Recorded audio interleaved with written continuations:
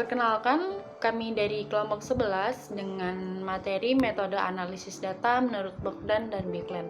Kelompok kami terdiri dari 11 orang, yang pertama yaitu Winda Tefbana, Sabta Purba, Tiziana Kenny, Putrindun, Carolina Alerbitu, Juan Gabriel, Samuel Franciscus, Aldi Sunbau, Nona Karisma, Gracie Dauruk, dan Putri Daru. Selanjutnya adalah biografi dari Bogdan dan Biglen. Yang pertama yaitu biografi dari Robert Bogdan. Robert Bogdan merupakan seorang pengarang dengan karya-karyanya yaitu Qualitative Research for Education and Introduction to Theory and Methods. Yang kedua yaitu Phonics and Beginning Reading, a Practical Guide for Teacher in Southeast Asia. Yang ketiga yaitu riset kualitatif untuk pendidikan pengantar ke teori dan metode. Yang keempat yaitu Organizing Instruction in Early Childhood, a book of assessment and activities through class workshop. Selanjutnya yaitu Sari Knopf-Biglen. Beliau merupakan seorang pengarang dengan beberapa karyanya yaitu Schoolwork pada tahun 1955 dan A Particle of the Qualitative Dissertation pada tahun 2007 dan Qualitative Research for Education. Selanjutnya adalah pengertian model analisis data menurut Bogdan dan Biglen.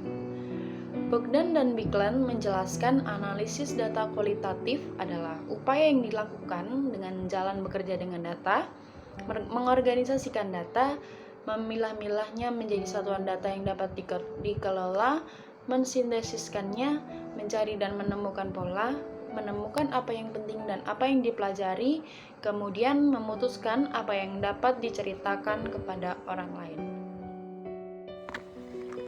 Baik, yang selanjutnya yaitu tujuan analisis data model Bogdan dan Biglen. Yang pertama yaitu memperoleh data yang dapat dipertanggungjawabkan keakuratannya. Yang kedua yaitu peneliti dapat melihat realitas yang ada ketika terjun ke lapangan. Dan yang ketiga yaitu mempermudah peneliti untuk memfokuskan data sesuai dengan kategori-kategorinya. Kemudian ada langkah-langkah analisis data model Bogdan dan juga Biglen. Nah, yang pertama itu ada analisis data dan interpretasi lapangan. Nah, yang dimana pembagiannya seperti memastikan judul peneliti yang dipilih kita sesuai dengan kemampuan kita sebagai peneliti. Nah, itu mencakup seperti penelitian topik yang sesuai dengan minat kita, kemudian ada subjek serta latar penelitian yang menurut kita jelas dan juga menurut kita dapat kita capai. Kedua ada menentukan metode penelitian yang sesuai dengan topik yang kita pilih. Ini tuh seperti kita ingin menggunakan metode apa, metode kualitatif kah atau metode kuantitatif. Nah, kemudian yang ketiga ada membangun pertanyaan analitik. Nah, itu seperti ada dua, yaitu pertanyaan yang bersifat teoretikal, substansi yang dimana berfokus kepada subjek maupun latar khusus penelitinya. Nah, yang kedua itu ada pertanyaan yang bersifat teoretikal formal, yang dimana itu kebalikan atau lawan dari teoretikal substansi. Nah, kemudian yang keempat ada rencana sesi pengumpulan data dengan cermat. Ini tuh yang memerlukan pertimbangan waktu yang khusus, yang baik. Dan yang terakhir adalah menulis sebanyak mungkin komentar pengamat atas ide yang peneliti hasilkan berdasarkan temuan penelitiannya. Nah, langkah-langkah analis data menurut Bogdan dan Biglen yang selanjutnya adalah yang kedua analisis data, interpretasi setelah pengumpulan data. Itu seperti yang pertama ada setting konteks kode, yang dimana kode yang berisi informasi-informasi yang masih umum tentang latar, topik, maupun subjek penelitian.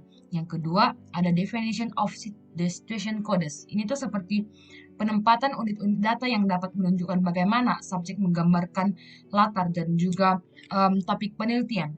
Yang ketiga ada perspective held by subject.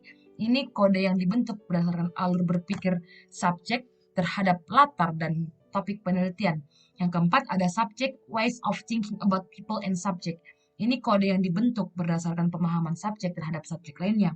Itu subjek terhadap orang luar, berdasarkan subjek terhadap objek yang dapat membangun dunia mereka juga. Yang kelima ada process codes, yang dimana kata ataupun frasa yang memfasilitasi pengkategorian urutan kejadian perubahan dari waktu ke waktu. Yang keenam ada activities codes. Ini kode yang berisi berbagai catatan perilaku dan tindakan yang konstan terjadi. Yang ketujuh ada event codes. Ini kode yang berisi catatan aktivitas khusus yang terjadi pada latar ataupun kehidupan subjek penelitinya. Yang kedelapan ada strategi codes. Ini kode yang berisi berbagai strategi yang merujuk pada taktik, metode, manuver, dan sejenisnya yang digunakan oleh subjek peneliti. Yang kesembilan ada relationship and social structure codes. Ini pola-pola perilaku subjek yang tidak ditunjukkan di muka umum yang bersifat hubungan atau yang memiliki hubungan seperti persahabatan, permusuhan maupun percintaan. Nah, yang ke-10 ada naratif codes. Ini berisi struktur dan isi pembicaraan yang dikemas menurut versi subjek sendiri yang juga menggambarkan nilai dan kepercayaan subjek. Yang terakhir adalah methods codes. Ini kode yang berisi prosedur penelitian, masalah-masalah serta suka dukanya. Langkah-langkah yang ketiga adalah pengembangan kategori-kategori pengkodean, yang dimana yang pertama adalah penyaranan kategori coding untuk memberikan ide-ide tentang apa yang harus dicari ketika peneliti mengkode. Hal ini merupakan petunjuk untuk memudahkan si pengkode dalam penelitiannya. Yang kedua ada kategori coding berdasarkan pada hasil lapangan yang bukan perspektif penelitian. Yang ketiga adalah nilai sosial dan kepekaan terhadap dunia yang mempengaruhi proses, aktivitas, peristiwa, cara pandang peneliti dalam mempertimbangkan kodenya yang penting. Dan yang keempat, yang menjadi poin terakhirnya juga adalah ketika memilih topik saat melakukan analisis dan interpretasi, perlu pertimbangan topik yang sesuai dengan objek penelitiannya. Kemudian ada contoh pengembangan kategori-kategori pengkodean, yang dimana dari ketiga langkah-langkah analisis data menurut Glenn dapat kita ambil sebuah contoh, yaitu peran pendeta dalam pertumbuhan spiritualitas remaja, yang dimana berfokus kepada karakteristik remaja tersebut. Ini adalah meliputi seperti deskripsi fisik, deskripsi akademik, gaya berpakaiannya, maupun latar belakangnya, serta yang terakhir adalah relasi sosialnya.